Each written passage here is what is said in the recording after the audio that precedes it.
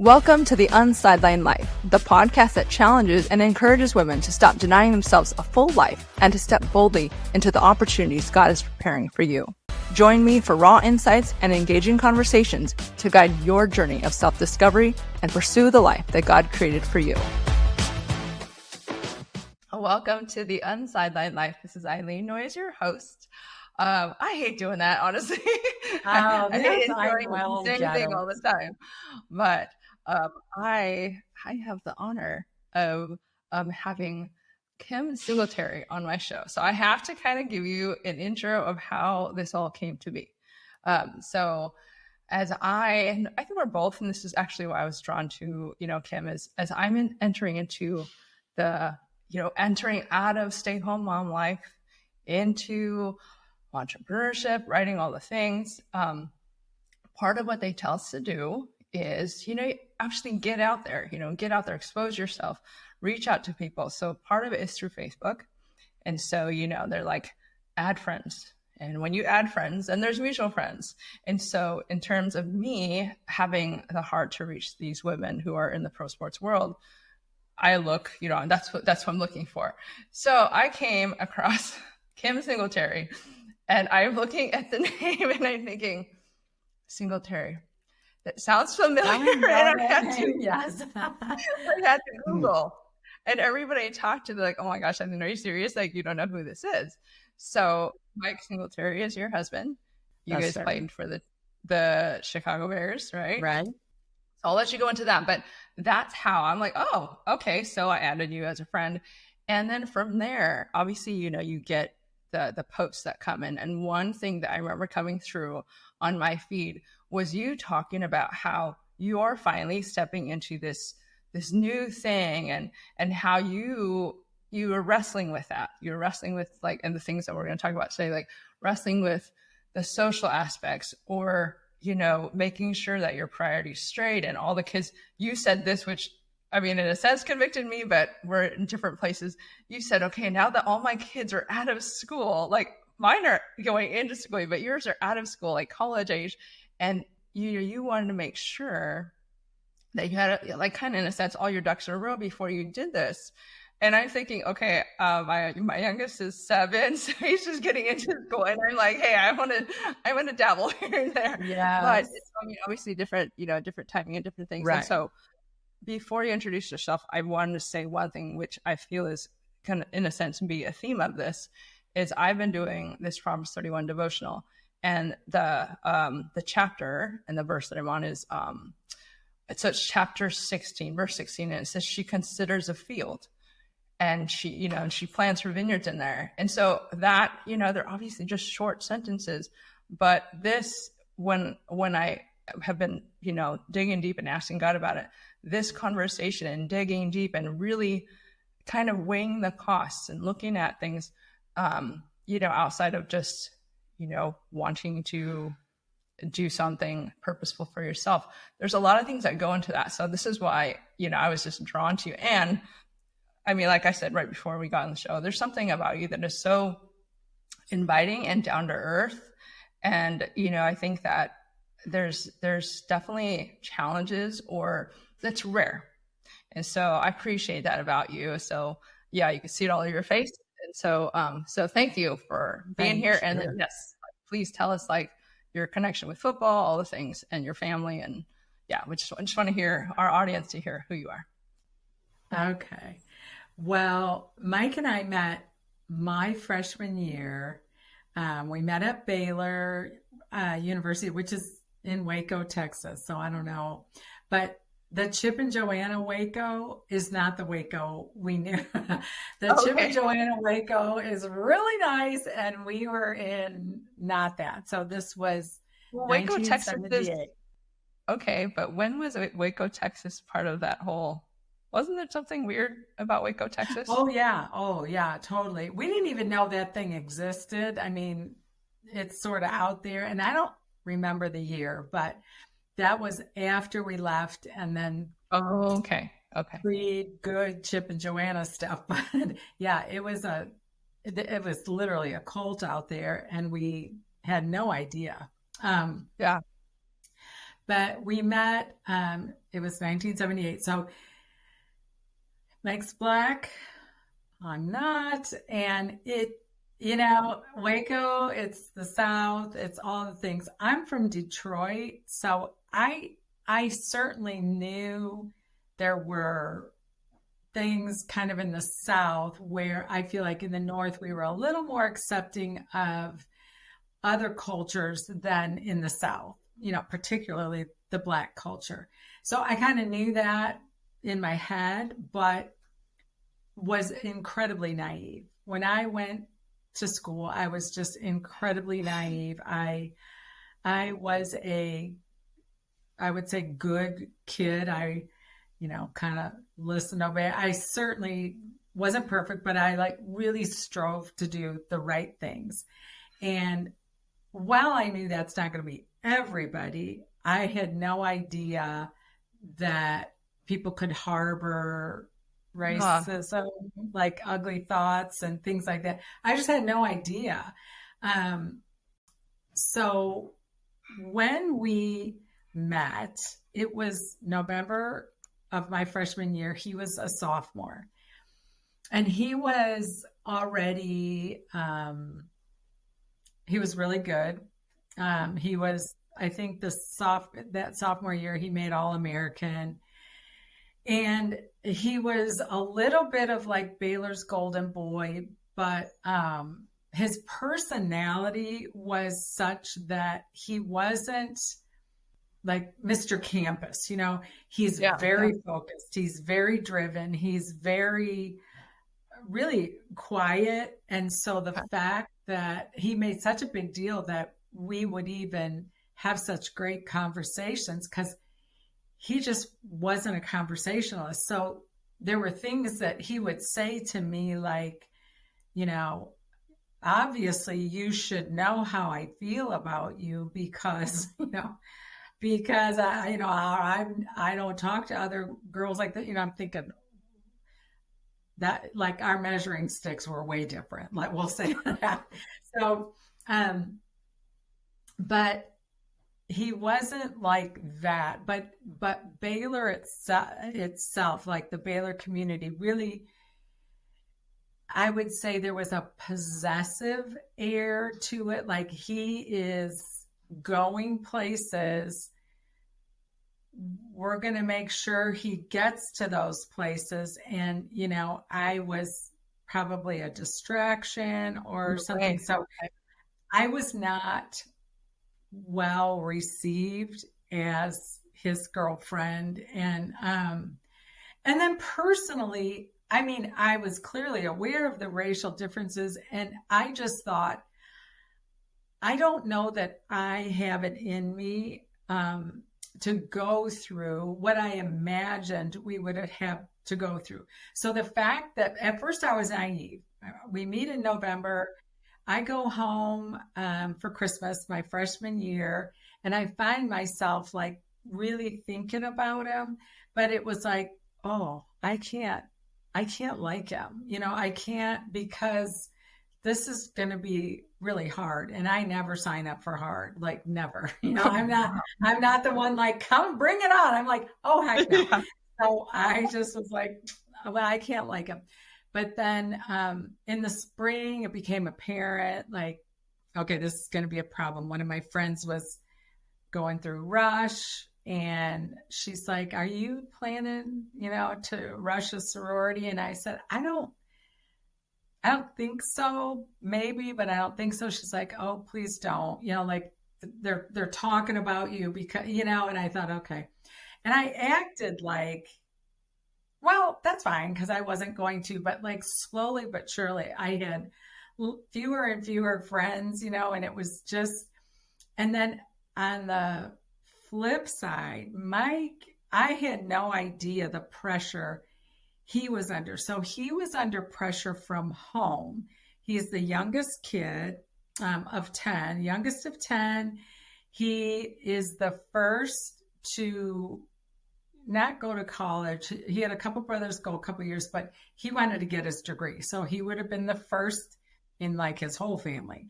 And his parents had divorced. he and his mom had a really, really, really close relationship, a little like, kind of almost on the unhealthy side. But I knew like he was her, this sounds weird and I don't mean it in a funny way, but he was like her husband. He was her confidant. He was her financial provider.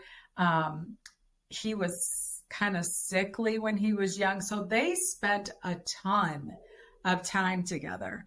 And it was a very natural, but then I was like the other woman, it was, so he was sort of torn. Certainly like, okay, I know my wife is coming, like we just didn't know how to navigate that. And knowing that he's going to go pro, that's a whole other level. There was just so much pressure. And then I didn't know this either at the time, but he had, advisors, and they were like, Mike, you can't have a white wife in the NFL. That's not going to fly with. And so there were some suggestions like, keep her on the side if you feel like you really love her, so it just all this pressure. And he was raised in the church, he's like, I don't know what to do, but I know that's wrong, so just tons of pressure.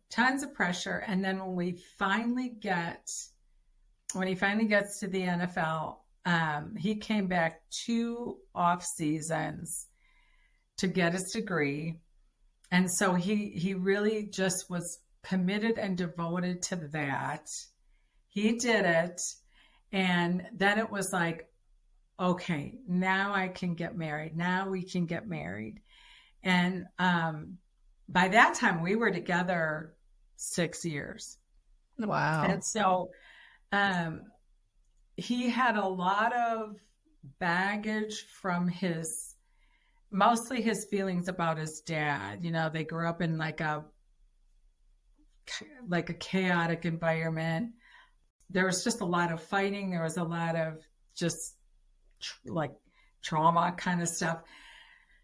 So when we were about to get married, I said, Mike, you need to forgive your dad. You need to deal with your dad, because I don't know a lot, but I know you're going to become your dad, and he's like, oh, yeah, absolutely not. Like, I hate, no, I'm buying, no. And so early into our marriage, he nearly did the things that his dad did, and it scared him. It really scared him. So it was actually right after the Super Bowl. We went to the Super Bowl, the 85 Bears.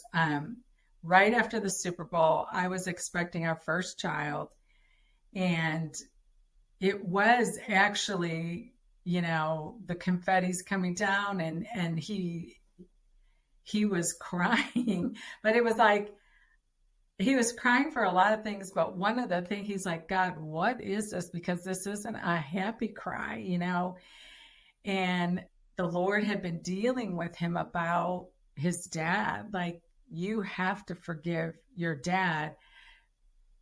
You're going to repeat, so you're becoming a dad. Yeah, exactly. So our first child was coming like 3 months later. And so he really took that seriously, took that to heart. And that really kind of changed the trajectory of our relationship. At the beginning, there was a lot of, he just had a hard time telling the truth. And so I knew I didn't trust him, but I also, because of all the outside pressure, I wasn't literally alone, but I felt very alone. I had very few friends. Like, some of my friends from back home were always loyal. I didn't have friends at Baylor. I just was like, I thought, oh my gosh, you're the only person that I really have, and I don't really have you. So I remember thinking, okay, God, it's me and you, and So the only way I can describe it, because I've been asked so many times, like, well, then why did you proceed, or why did you? I really feel like the Lord took out like the SIM card of my brain or something. Like, I'm just gonna let her go, and then later this is all gonna work out, and it's all gonna come together. Because, Mike would say, we had this discussion so many times. I said, I really regret, one of my only regrets in life is that I didn't break up with you. I should have broken up with you. And he said, he's like, Kim, I was too stupid, too prideful. I probably would have let you go just out of pride. So he said, I think that's why, the Lord didn't allow it, because I was an idiot, and I had reason to break up with him. I really did. And it just, that's the only thing. And I think, I've gone so many times, like, well, why do I feel that now? Why? And I think it's just at the time, and maybe you felt this, you feel like an idiot, you feel like, why am I still here? Why am I, but I can honestly say, if I had broken up, he broke up with me like 5 times, like every summer, and it was the outside pressure. It wasn't like he and I, it was the NFL, it was his family. It was just like all the pressure. And, so the last time I was done, I was like, you know what? I'm done. And I kind of flipped a switch. So that was my way of, not just being a doormat. So I kept saying, I don't want to look back at myself and think, I was just a doormat. Well, I wasn't. And actually, just several years ago, only like 40 years into our relationship, that 2020 year was a big year for me. I turned 60, but it was almost like just all the circumstances were right in the world, with my schedule, with my time, with everything, that I felt like God said, okay, it's safe now to go back and go through some of this stuff. So we did. And there were some things that I thought that I was completely wrong about. Like, I really thought he married me. He had this, it was almost like a vision. Well, it wasn't almost, it was a vision, a very intense vision. And now he's under all this pressure. And his mom called in the pastor because it was like, Pastor, I need you to talk some sense into Mike, So, and his dad, believe it or not, he didn't have a great relationship with his dad, but he talked to his dad, his coach, and his pastor. And every one of them said, okay, does she love the Lord? And he said, yes. Does she love you? Yes. Can you picture life without her? And he said, no, I can't. So every one of them was like, well, this isn't a biblical sin or something, it's not like that. So he asked the Lord in this really quick way, Lord, can you show me my life without Kim? And he said, it was the craziest thing. It was like this time tube. And then it was really quick. But he said, I saw myself sitting at a table. I had a tie on, but it was like askew, like he said, my head was in my hands. He said, I knew I was divorced several times. I knew I was kind of wealthy. I knew I had all the things, but I was miserable. And he said, I didn't know my kids. And so it scared him. So with that vision, with the people that he discussed back to 2020, in my mind, I thought he married me out of obedience instead of like, I love you so much I can't, because like a fear almost. The Mike I couldn't trust, you're out there and whatever. So I'm like, oh, you just got scared and that's why you married me. And, he was like, is that what you really think? And I didn't even know I thought that. But I said, yeah, I do. And because I know you respect God enough, you fear God enough. So and he's like, oh my gosh, and it was so life-giving, because when I flipped that switch on that 5th time he broke up, there was a part of me that didn't turn it back on. You know what I mean? There was, I kept a little part, like, so it was maybe half on to protect myself. And then, 40 years go by and you're like, okay, wow, I am like wildly off on my thought process here. So it was, I think, equal parts the Lord, a little bit of the enemy that just kind of kept me blind.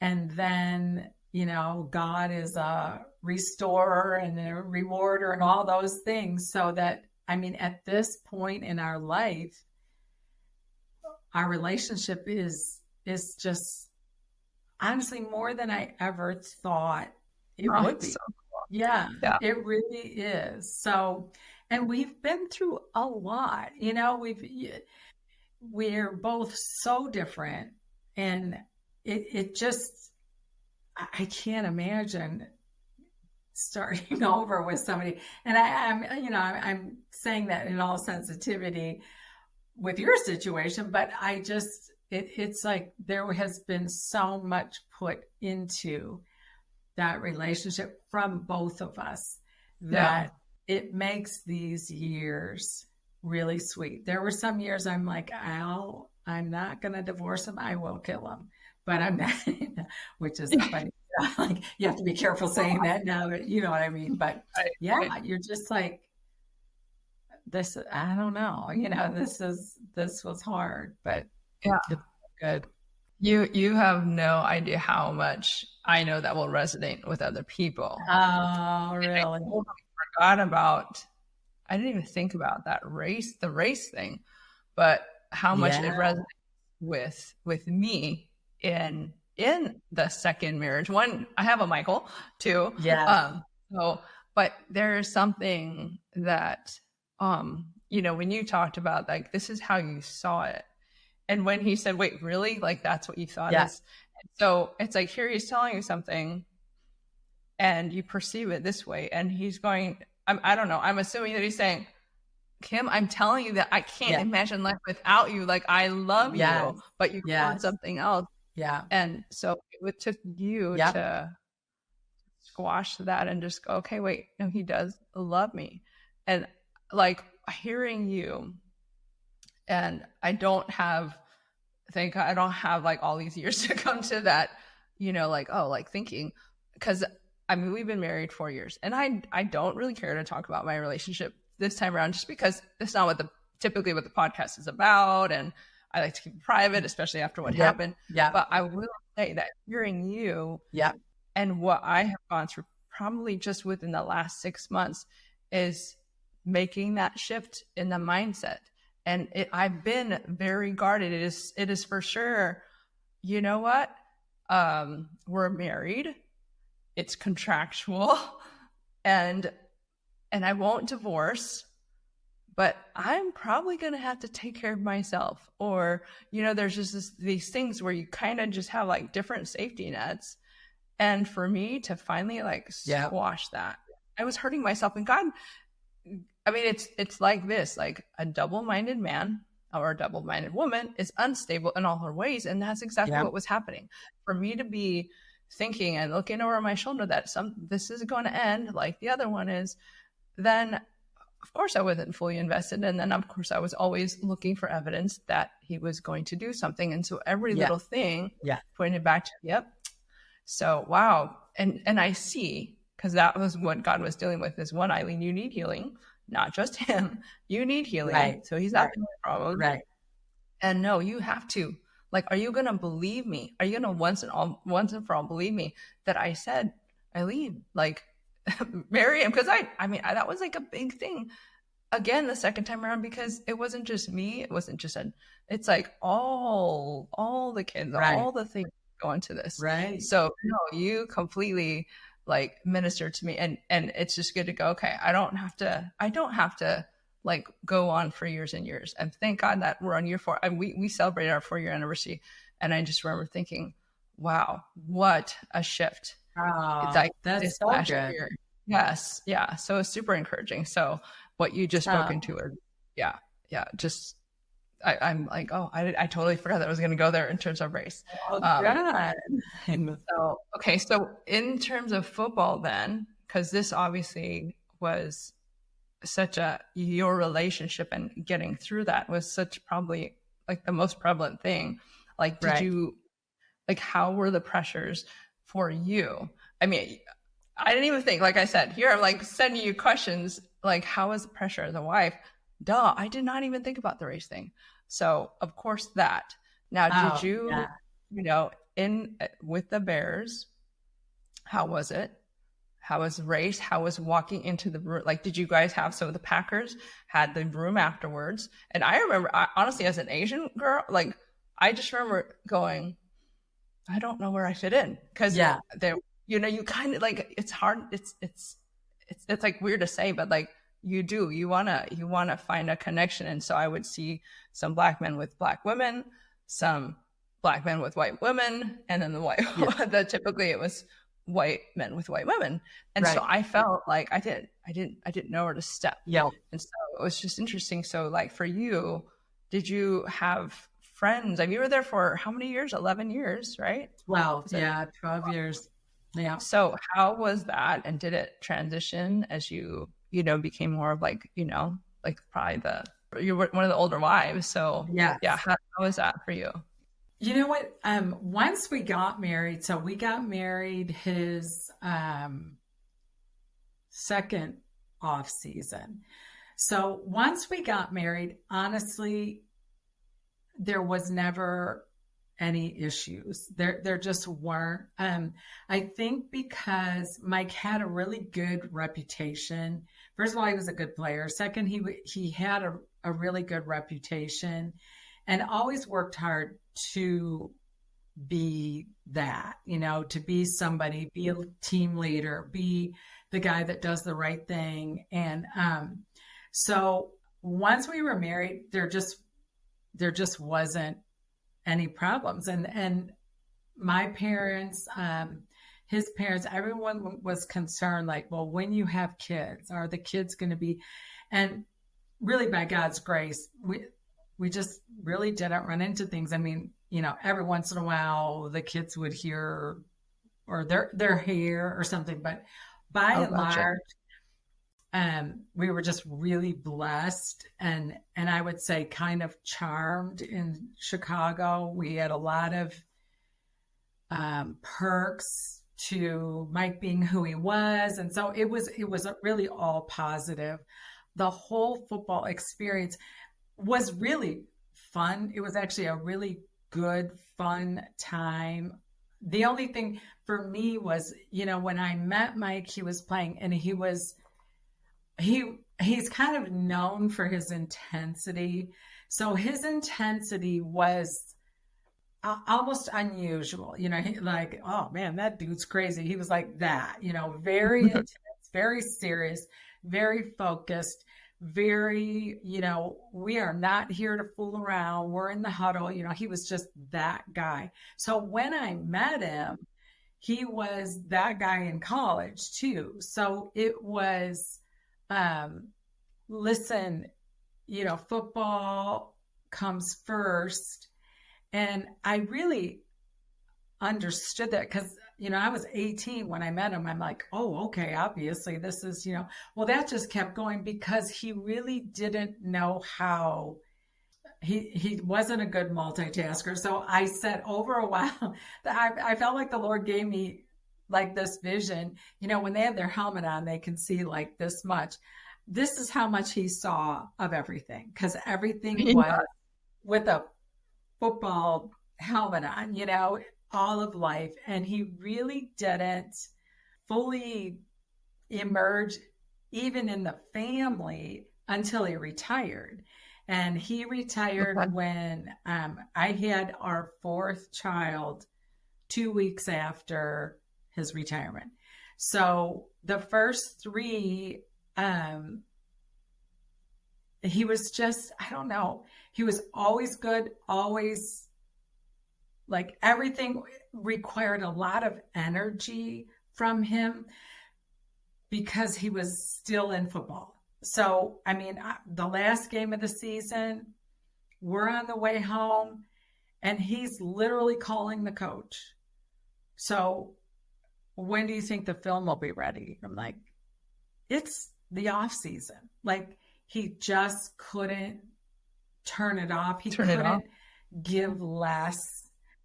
Yeah, he just couldn't. So our first three kids were kind of, our oldest was 5 when he retired. So it just was like, he really kind of was a different dad to them, not in a bad way, just intense. Everything was intense. Yeah.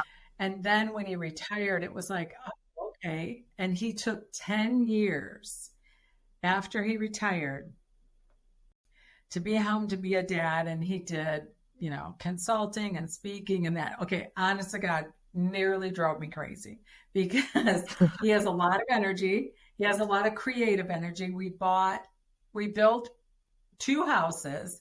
We bought a building, gutted it, remodeled it, started a business. And these houses were big. I'm like, oh my gosh, go somewhere, because he's just too much. So that was kind of a fun way. And then he actually started coaching at that point. But he wanted to be a dad. He wanted to be home.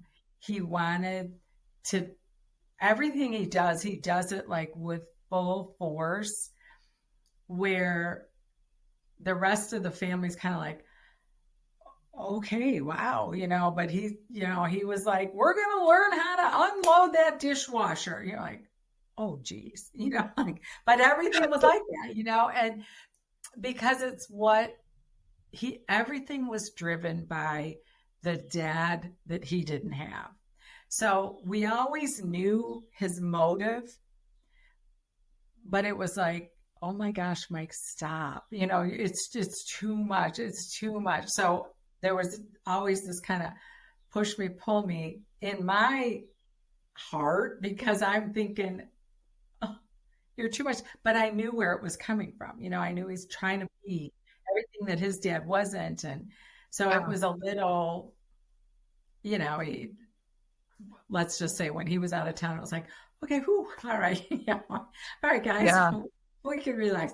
And it sounds worse than it is, but it was like, that was just the motivation behind everything, was just very serious.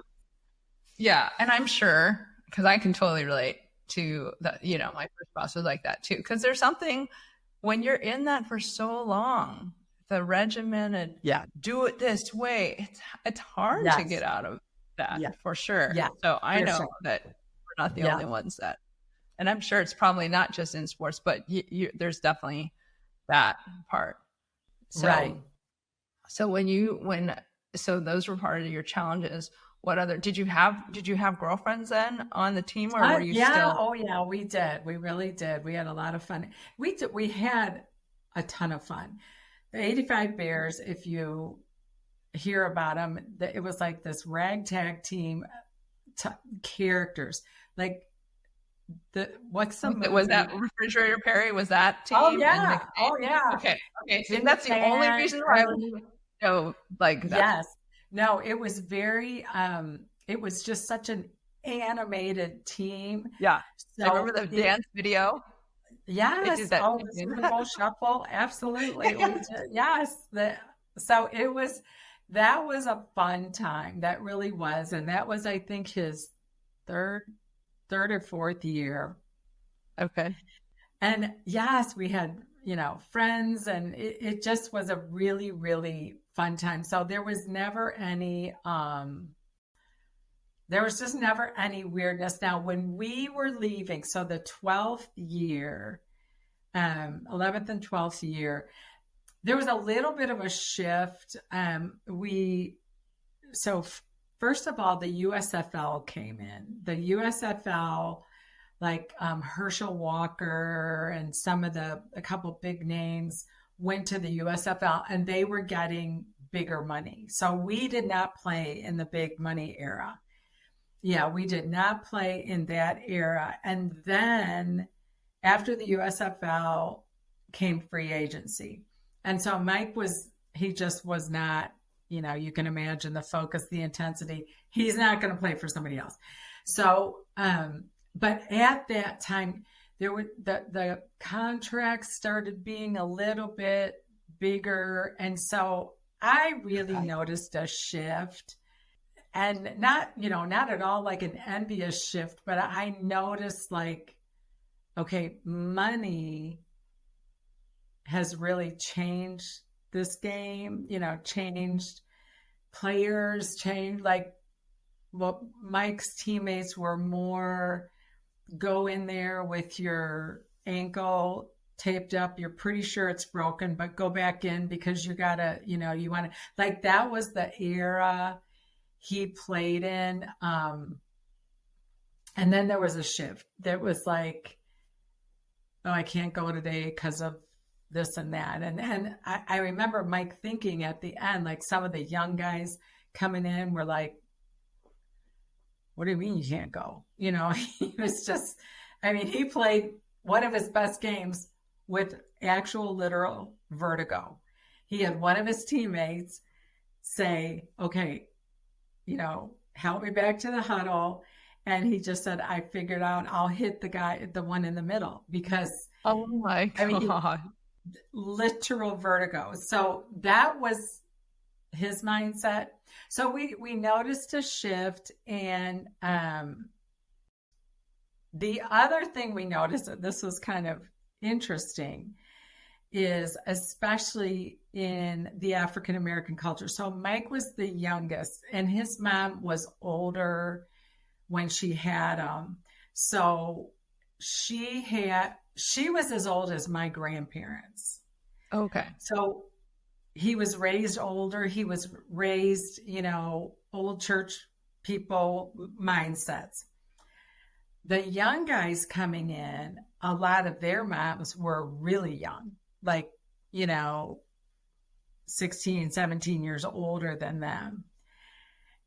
And just the type of mother that these young guys had, so many of them, really created a whole different dynamic. And it was really interesting because the pressures that they had were from their family. Mike had, external pressures, but this was from their family. Mom wanting this, dad wanting this. And he was like, wow, I didn't have, he had some siblings but that was kind of standard, but this was just like true pressure because there was so much money, there was just so much more money then. And which is all out in the public to see. Like, this is how, and they don't understand contracts. They don't understand all of this.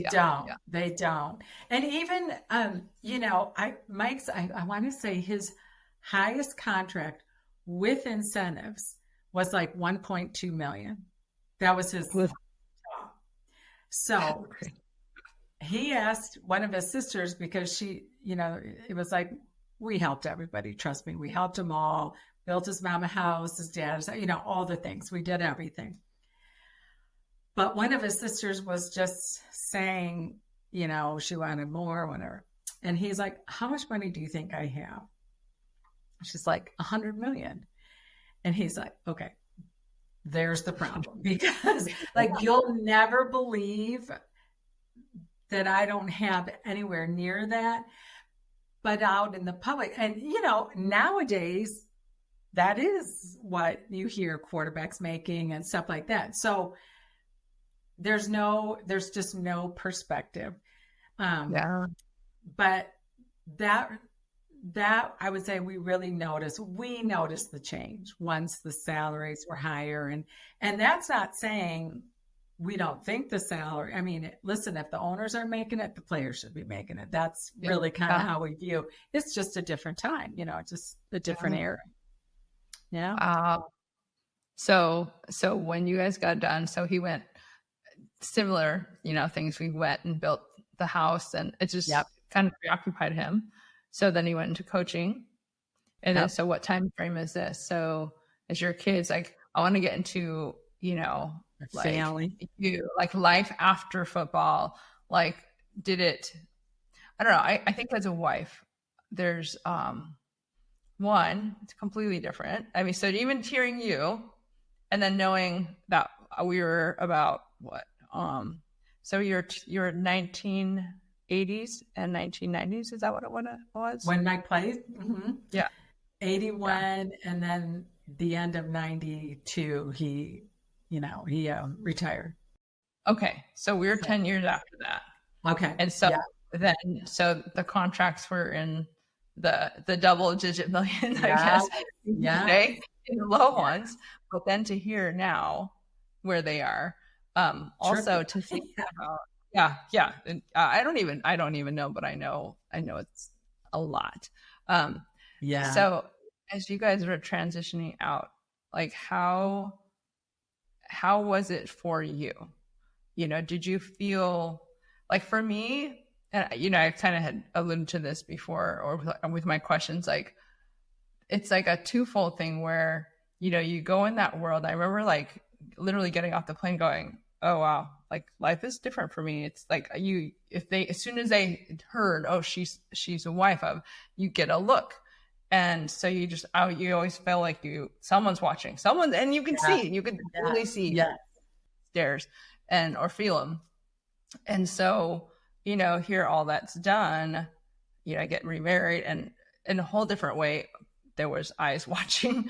And so even into the second marriage, and then of course, now I'm putting myself out there because I'm doing a podcast and all the things. It's like, I know that there is it's like God had prepared me. Right.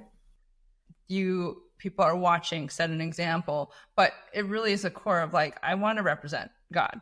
And so for me, as I look into that, like, there's this thing of, okay, like, God, everything that I want to do, I want to represent you well.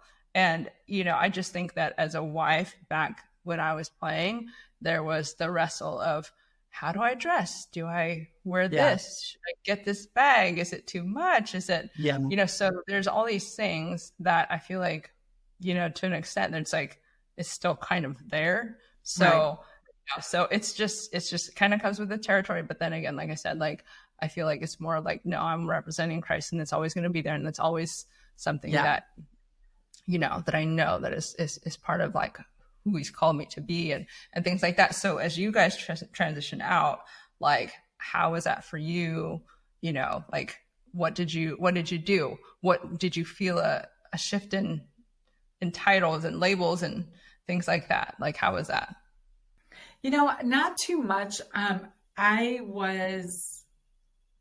still had like 4 kids after retirement. So I was sort of in that place, and we were still in Chicago, and Mike was still Mike Singletary, you know, so not much changed in that sense. I just was in a mode for everybody else. You know, I started out and I was Mike's helper, support, everything. Because he's very focused on what he's doing, which always sounds like I'm whining. I'm not, but I literally did everything. I literally did everything while he played. And then that's just established. You know, you got 4 kids, and when he came home, it would be like, how can I help you? Well, that's not the same as, here, let me take this off your plate. It's like, if I'm here, I can help. And then he was traveling and stuff. So I just did everything. I actually I'm gifted with organization, structure, time. Those are things that he wasn't gifted with. So I could ask him at 3:00 in the morning, could you please run and do whatever? And he would do it. But he's not going to take, you know, oh, wait, there's a tournament this weekend. I got you. It's like, forget it. Now, you know, that was just the dynamics of everything. So right. I was already in that mode, and I continued in that mode. Do you feel like you're living on the sidelines of your own life, cheering others on while your dreams gather dust? If you're nodding along, you're not alone. I'm Eileen Noyes, and I've been there too. As a former NFL wife, I felt like I was in the shadows as someone else pursued their dreams. But here's the truth. God didn't create you to be a spectator in your own story. That's why I wrote Sideline No More. This book is your playbook for reclaiming your purpose and living the life God intended for you. Whether you're an athlete's wife or simply feel stuck on the bench, it's time to get in the game. Sideline No More will help you discover your unique talents and passions, overcome the fear holding you back, and build a life of purpose and fulfillment. Don't let another day pass feeling unfulfilled. Get your copy of Sideline No More today at ladybellator.com/books. That's LADYBELLATOR.com/books. It's time to step off the sidelines and into your God-given purpose. Your adventure awaits. Okay, we're back. Obviously, you can see that Kim and I look different. Yeah. It's because the podcast cut out right when we were getting to the good stuff. Not that the other stuff wasn't good, but I was like, oh, we need this. So we're just going to continue, and we're just going to go right in. So we left off, you'll hear it, but we left on, I asked you the question on your decision. You were talking about COVID, and you said this is what you had to tell your husband. And so go from there. What are you talking about in terms of the decision and the talk you had, and what came from that?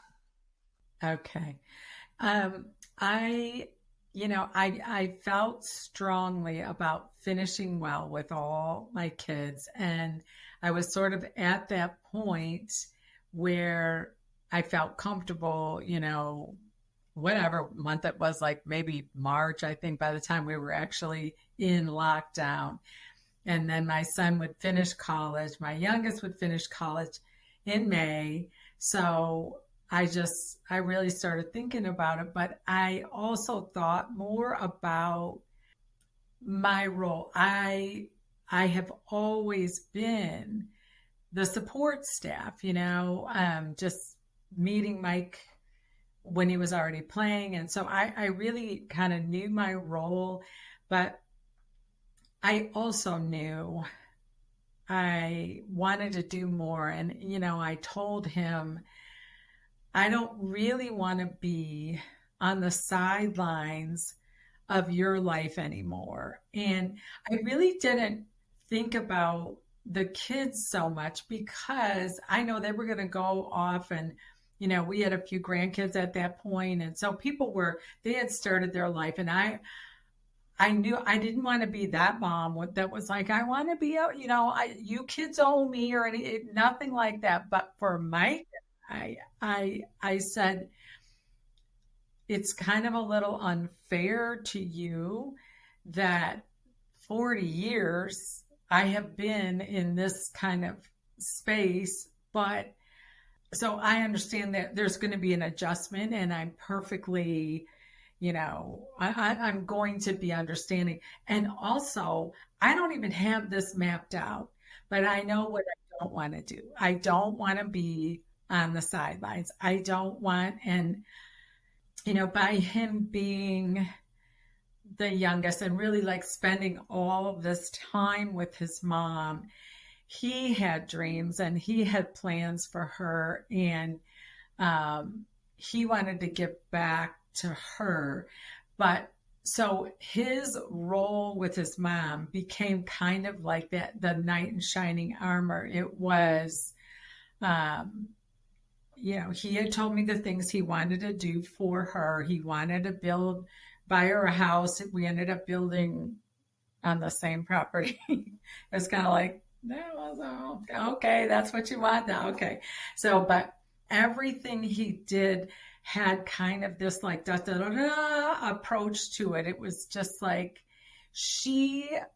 I don't even know if she really like dreamed of some of the things. He just wanted to bless her, wanted to give it. And so everything was like that. And for a long time, because maybe the speed of the circumstances in our life, from one season to the next and from 1 week to the next, you're kind of thinking, who's coming in town next week? Okay, let me get the sheets changed and do, the airport runs, all those things. That was all the stuff. So time goes really fast. When you're looking at training camp till postseason, that's a big chunk of the year. And that's a lot of years in a row. So that was how things were. So before I knew it, I literally was 60 in 2020 saying, okay, I've done that well. I don't have any regrets. I mean, there's things I would do differently, but you know what I mean? I don't have any regrets about my parenting, the choices I made to put family first, to put my husband first, to model that to my kids. No regrets. But from this point on, I don't want the dynamics of our relationship to be that where I'm on the sidelines watching you perform or you. And there were times, we would talk about it, just seemed like it was always real estate, and it was kind of like, yeah, I'm going to let you know what I'm going to do here. And I'm thinking, no, this is what I'm talking about. And so there was a learning curve. There really was. There was probably a good 3 to 4 year learning curve.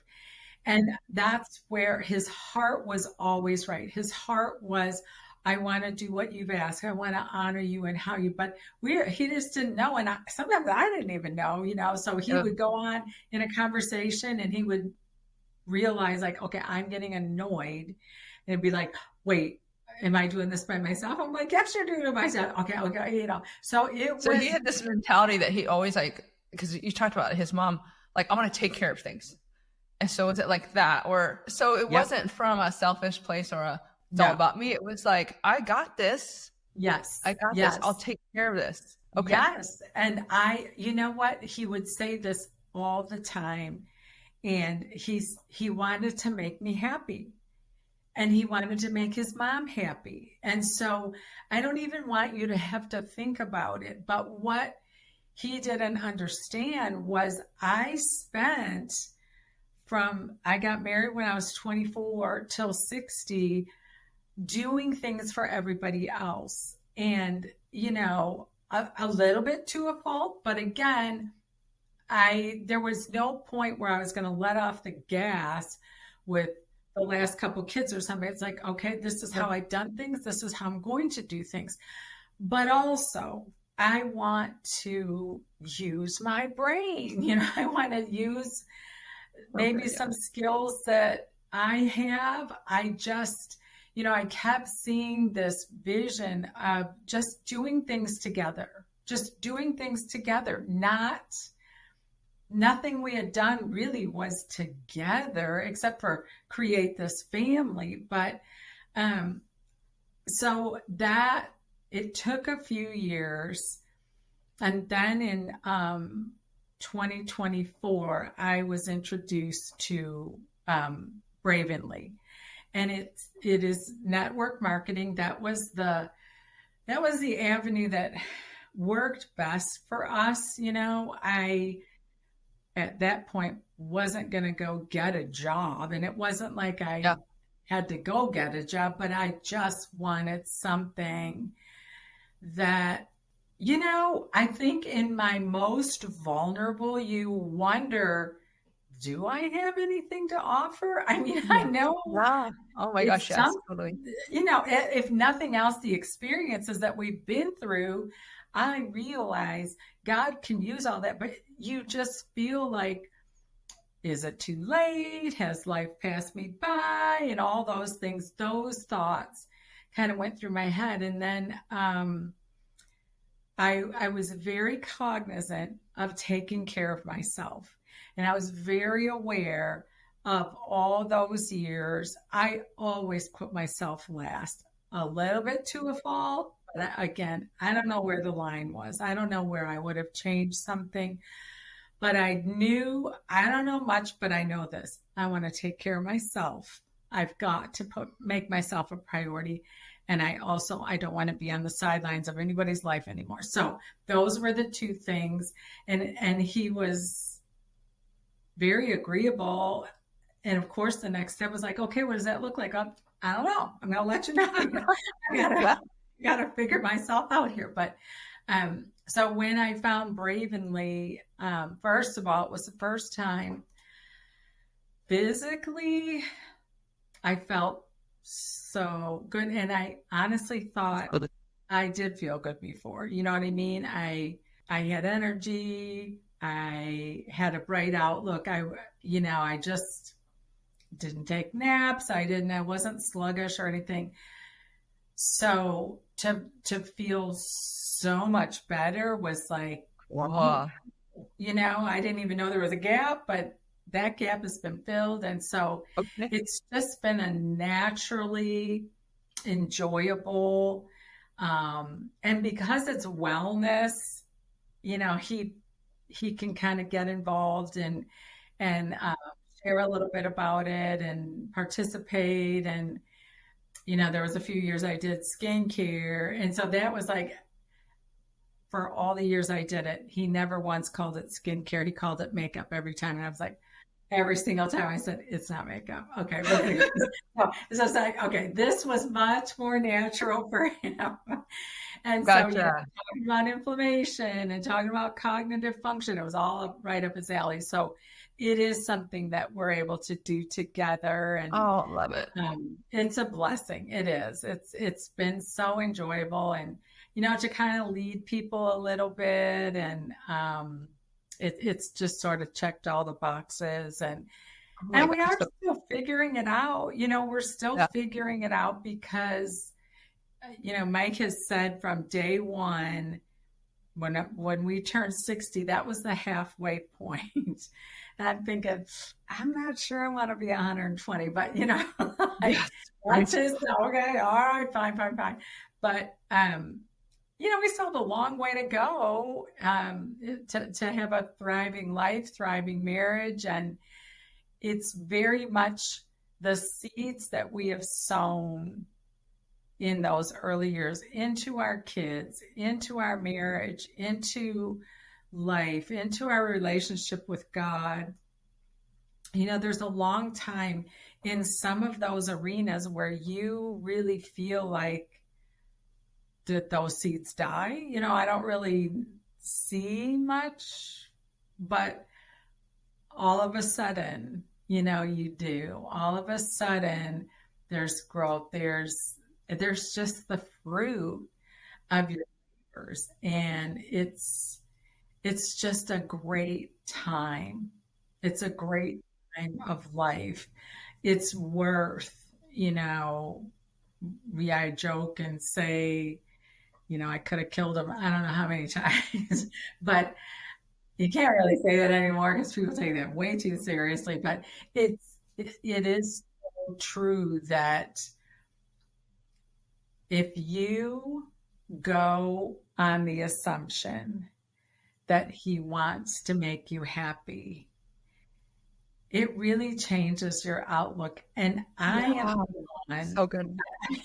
I'm the one that can be a little like nitpicky in my thoughts. I try not to be nitpicky in my words, but I can be nitpicky in my thoughts. and then realize that he is nowhere near that mindset. He is nowhere near that mindset. And his whole mindset is, I'm so happy I'm home with you. I'm so happy we're sitting here watching whatever he wants to watch, because he cares more about programs than I do. Like in my mind, like, oh, I don't want to watch this. But all he's thinking about is, I don't care what we watch. We're together, Yeah. And so it's just been reframing my thoughts, reframing maybe some of his actions. And it's just really been, it's like all that was worth it. That's really true. Yeah. All of it was.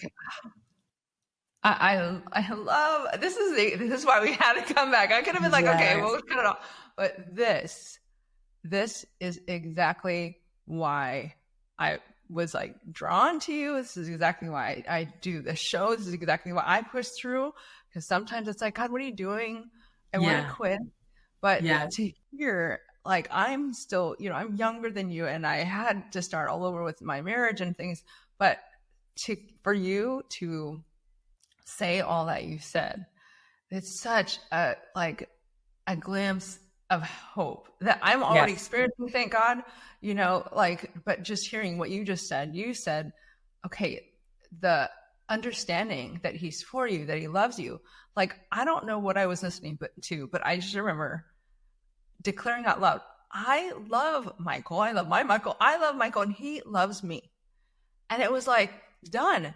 Like, that's foundational. And everything, when you believe that, it is, you show up differently, you think differently, you put context in the things that don't show up the right way, where you're like, you know what? Because I think the same thing. He's gone. He doesn't call me. Like right now, he's been gone for 4 days. Well, 3 days, and tomorrow is a 4th. And I had that mentality before I made that decision or that declaration that he loved me. I would think he doesn't care about me. Yeah. It's out of mind, all those things. And now I know he's in the desert. He has no reception. Yeah, he loves me the same. It's not that he forgot about me. Yes. So that changes everything. And so there's that aspect. And then to hear you like, no, nothing is wasted. God has totally honored you. And I love that you talk about this. I mean, I literally got done. I think I told you, like, I got done with this Proverbs 31, 16 chapter. And it talks about, she considers the field, and then she plants vineyards in it.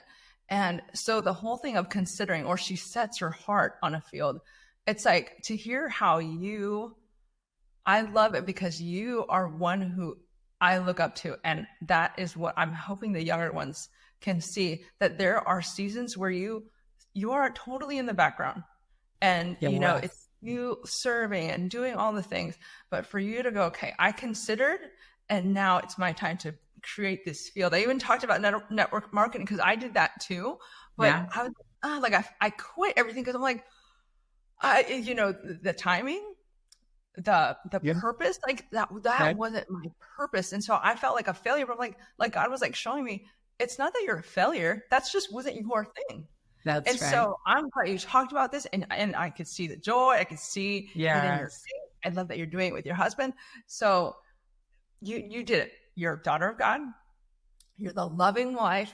You're the mother who's taking care of her kids. And now you're doing like the thing that like nothing is wasted. And yes, you have all these things that God is desiring to do, like outside of the home. Well, you're in the home still probably, but yeah. That's exactly what like the Lady Bellator is. That's the brand that I have. And it's like, oh, you did it. And really, Lady Bellator isn't just really a Proverbs 31 woman. And you are doing all the things. So, oh my gosh, like I love it. I love your vulnerability. And like I said, I think that it's so hard, just even talking about your struggles and the pressure that you had. Right. I mean, when you are down to that nitty gritty of interracial relationships and what are people going to say and all those things, like here I'm thinking about the stress of your image and all the things that like right now the girls probably are dealing with. it's like, oh my gosh, like that stuff, what you're wearing and what purse you have, when you're literally like thinking about, are people going to hurt me? It's like, duh, like there's so many things that are more important. So I so appreciate you coming on here and talking about these things and being so real and like showing you having God in the center. Like, oh my gosh, he's totally honoring you. And I love that you're no longer on the sidelines. And I love that you're, like I said, doing it with this, with your husband, and that your kids are thriving. And how many grandkids do you have? 16. Oh my gosh. So cool. Oh, so cool. You're going to have about 30. Oh, yeah. I'm like, you guys got to get on the ball. Like, none of them have girlfriends or anything. So who knows? I don't know. I gotta maybe give incentive to the one who starts it all. We're cutting close. If there's anything, bravely, and we'll get all the information on there. I totally have some questions now for you too. Oh, yeah, good. Okay. I would love to hear more about it. But yeah, so we'll get that on there. So if you have any closing thoughts, anything, we'll just end with that. So, here is my closing thought. And because you mentioned this, and I want to say how off we can be, because Mike was an athlete, because they're very self-aware, they're just, into themselves, their bodies, and have to be. I just somehow in the day-to-day thought, he doesn't care about me. And I don't even know. It wasn't like a conscious thought. It was just really something that the enemy planted. And I didn't combat that thought. And then life goes on, using the example with your husband for 4 days not talking to you, like circumstances would line up and I would say, clearly he doesn't care. Like clearly he forgot this and he forgets that, or he didn't go, all the things. And one time I just said it years into our marriage, and we were talking about something and we were talking with another person and he was there, and I said, oh, it doesn't matter because he doesn't care, and I literally said, he doesn't care about me. And he said, what did you say? And I said, I mean, you don't care. And honestly, it was the first time I verbalized it. And I realized that came from nowhere. Well, I know where it came from, but it was like I had believed it for so long. He said, Kim, let me just tell you, I could be stupid. I could be selfish. I could be forgetful. I could be everything else. But you are the most important thing in my life. Like, how could you think I don't care about you? And I said, we can rattle off 50 things. Well, you forgot. And he's like, but none of that means I don't care. And so I really feel like as women, it's maybe sort of easy to buy into some of the lies of the enemy, like you're not as important, you're not as valuable, whatever it is. And I would just really arrest those thoughts and really just stand them up to the truth of, first of all, what God says about you. And second of all, really what your husband feels about you, because no doubt you're the one that's off, not him. You know what I mean? Well, so by your saying that, I thought, no, I got to say that too, because for years, and it was like a matter of fact to me, and it was so wrong. Just so off. Yeah. Wrong. Yeah. Wow. So, oh my gosh, I'm so happy to have been with you, and you reached out, and it really has been a blessing. It has. And I don't know what God has in store, but it has been such a pleasure. Just messaging back and forth, and it's not going to end here. I love that God has done this, and just the fact that you're just you go before me, and I'm just looking at you, and so many others are. And so just again, thank you so much for your time. Audience, I hope you are blessed. I know you're going to be blessed. So like, subscribe, share with these women now. Please do that for me. Okay. And we'll see you next week. Bye. Thank you. Until next time, love well, celebrate your strength, and discover the new things you are capable of. You are a light in the lives of those around you, and no night is too dark for you to find your way.